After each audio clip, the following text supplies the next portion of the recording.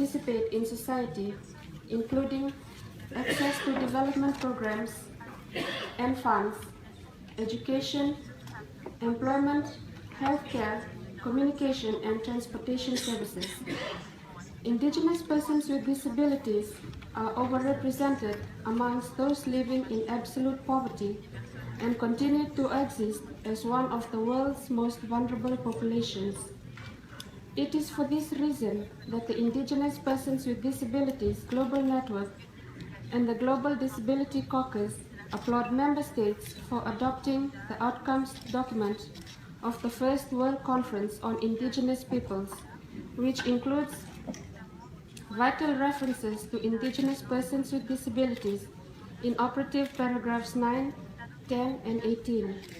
The inclusion of Indigenous persons with disabilities in legislation and programs, disaggregation of data by disability status, and the commitment to the elimination of violence and discrimination reflects key challenges faced by Indigenous persons with disabilities.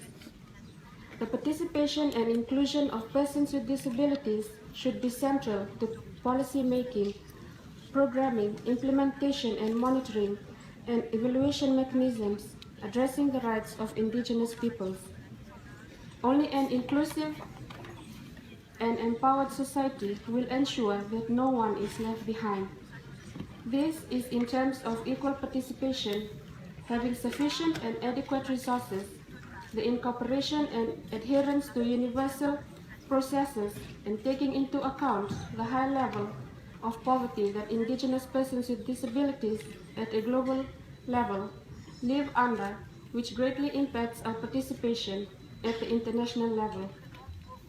The commitment of member states enshrined in the outcomes document to ensure that national legislative policy and institutional structures relating to Indigenous peoples are inclusive of Indigenous persons with disabilities is a strong step forward in recognizing and promoting these rights.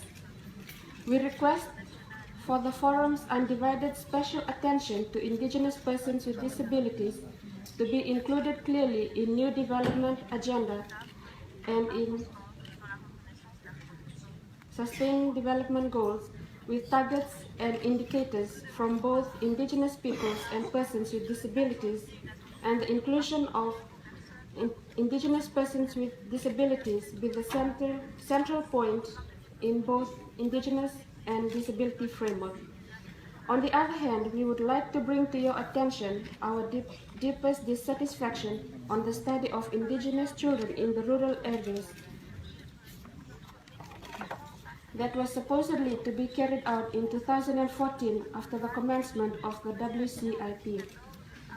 On this juncture, we are recommending that the study be reintroduced as Indigenous children with disabilities also part of our Mother Earth. It is vital that there be a database developed with information regarding Indigenous children with disabilities living in the rural area. Only an inclusive and empowered society will ensure that no one is left behind. In the words of Chief Oren Lyons, although we are in different boats, you in your boat and we in our canoe, we share the same river of life.